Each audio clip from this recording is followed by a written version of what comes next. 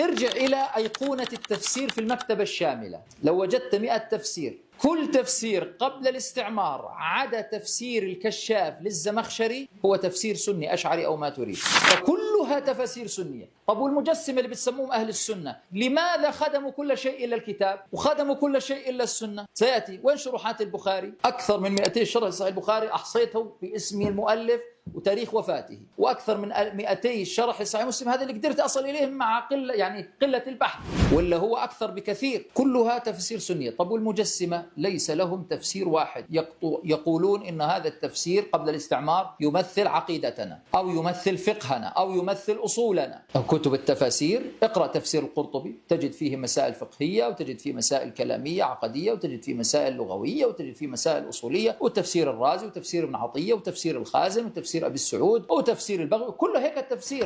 طب أين مفسروكم؟ لا وجود لهم. أين شراح السنن؟ لا وجود لهم. أين فقهاء المذاهب اللي قامت عن المذاهب؟ لا وجود لهم. أين قضاة المسلمين اللي كانوا على طريقتكم؟ لا وجود لهم. أين كتب الفقه، كتب الأصول، كتب العقيدة التي تمثل مذهبكم بدون تعقب لأئمتها؟ لا وجود لها إلا ابن تيمية. حتى القدامى لا يجزمون، يعني فيش من القدامى اللي يوافقونه تماما اللي هو عثمان بن سعيد الدارمي المجسم، إذا ثبتت الكتب له